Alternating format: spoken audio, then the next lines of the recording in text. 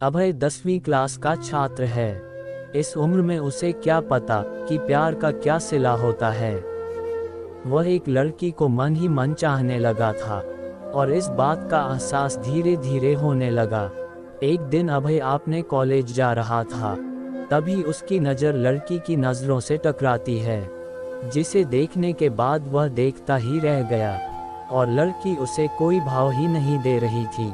फिर भी अभय उसके पीछे पीछे घर तक जाता था, लेकिन लड़की का दिल पिघल नहीं रहा था।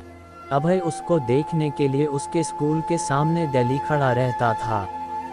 यह अभय का अरेली का काम हो गया था।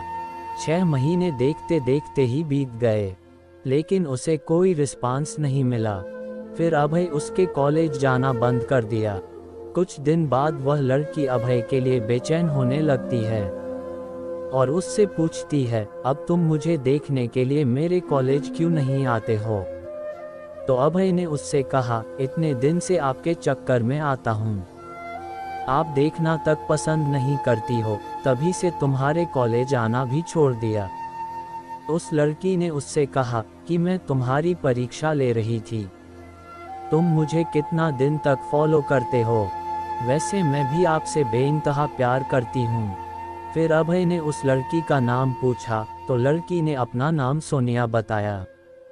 उसके बाद अभय ने सोनिया को प्रपोज किया और सोनिया उसके प्रपोजल को एक्सेप्ट करती है। सोनिया और अभय का प्यार दिनों दिन बढ़ता चला जाता है। सोनिया और अभय इतना ज़्यादा क्लोज हो जाते हैं, साथ में घूमना और पार्क में जाना, डिनर करना, शॉपिंग करना आदत बन गई। अभय और सोनिया का प्यार इतना गहरा होता चला गया, एक दूसरे से बिना मिले रह नहीं पाते थे। जितना प्यार गहरा होता गया, ये प्रेमी जोड़े समाज की नज़र में आते गए। धीरे धीरे उनका प्यार इतना ज़्यादा हाईलाइट हो गया, लड़की के घर तक बात पहुंच गया और घर वालों को उनका प्यार मंजूर नहीं था।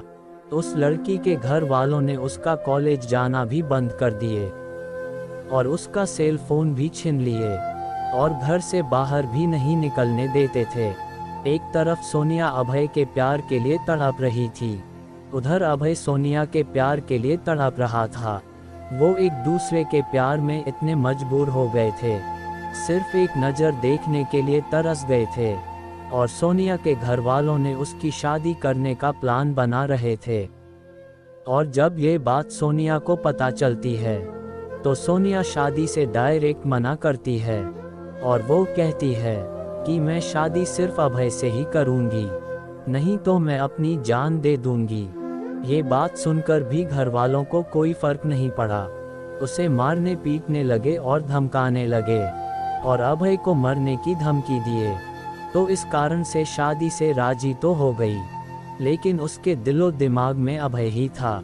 उसके बाद सोनिया ने अभय को एक लेटर लिखा जिसमें लिखा था, मेरे प्रिय अभय, मैं आपको छोड़ना तो नहीं चाहती, पर क्या करूं, छोड़ना पड़ रहा है। हम पहले किसी से प्यार नहीं किए थे और पहली बार आपसे प्यार हुआ था। मैं आपको आज से नहीं बहुत दिन से चाहती थी। कॉलेज तो एक बहाना था, मैं तो सिर्फ आपको देखने के लिए आती थी। मैं आपको धोखा नहीं दे रही हूँ, मेरी मजबूरी है, ये आपकी ज़िंदगी का सवाल है और मेरे घर वालों ने मेरी शादी तय कर दी है। मैं शादी तो नहीं करना चाहती थी, लेकिन मेरी मजबूरी है, क्योंकि मुझे आपकी ज़िंदगी बचानी है और आपको मारने की धमकी दे रहे थे, इसलिए मुझे मजबूरी में शादी करनी पड़ेगी। प्लीज़ आप मुझे माफ़ कर दीजिएगा, आपकी मजबूर सोनिया। उसके बाद अभय भी सोनिया के लिए एक लेटर लिखता है, मेरी प्रिय सोनिया, मैं तुम्हें कल भी बेइंतहा मोहब्बत करता था, आज भी तुम्हें बेइंतहा मोहब्बत करता हूँ। मैं तुम्हारे प्यार के लिए कुछ भी कर जाऊँगा। अगर आप नहीं तो ये ज़िंदगी किस काम की होगी। हम दोनों ने एक साथ जीने मरने की कसमें खाई थी, तुम ऐसे ही मेरा साथ छोड़कर चली जाओगी।